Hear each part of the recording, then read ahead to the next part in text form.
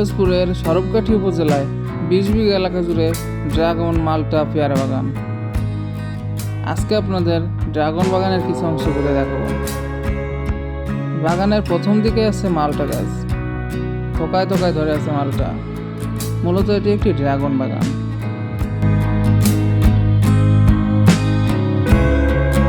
Dragon সম্পর্কে আমাদের বেশ কিছু তথ্য জানা প্রয়োজন।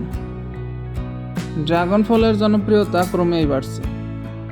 90-এর দশক থেকে বাণিজ্যিকভাবে এ ফলের প্রচলন শুরু হয় এদেশে।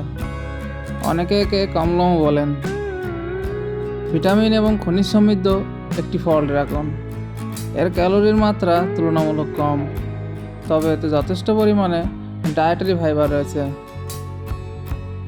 1 কাপ ড্রাগন ফলে ক্যালোরির মাত্রা 136 গ্রাম, প্রোটিনের মাত্রা 3 গ্রাম, ফ্যাটের মাত্রা 0।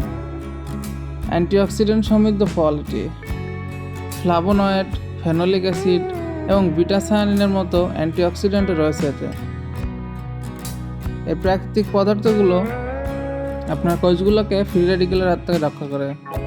এটি এক প্রকার অণু যা ক্যান্সার এবং অকাল বার্ধক্যের মতো রোগের কারণ হতে পারে। ডায়াবেটিসের ঝুঁকি কমায় ড্রাগন ফল। এটি ফাইবার সমৃদ্ধ হওয়ায় এটি রক্তে শর্করার মাত্রা নিয়ন্ত্রণ রাখতে সহায়তা করে।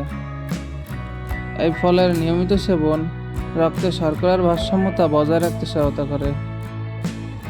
ক্যান্সারের ঝুঁকি কমায় ফল। এতে ক্যান্সার বিরোধী বৈশিষ্ট্য বর্তমান।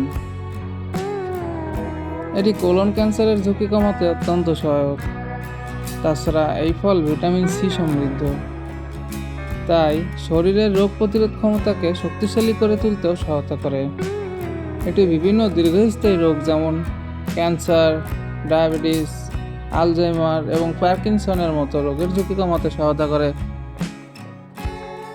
ড্রাগন গাছে রাসায়নিক সারের তেমন প্রয়োজন হয় না, সামান্য জৈব সার দিলেই চলে। আর শীতকালে সন্ধ্যার পর আলোর ব্যবস্থা করতে হয়। এ ফলের গাছ একবার রোপণ করলে টানা 25 থেকে 30 বছর, এমনকি 40 বছর পর্যন্ত ফল পাওয়া যায়। পূর্ণ বয়সের এক একটি চারা থেকে প্রতি বছর 25 থেকে 30 কেজি ফল পাওয়া যায়। আসার কথা হচ্ছে এ গাছের মৃত্যু ঝুঁকি নেই।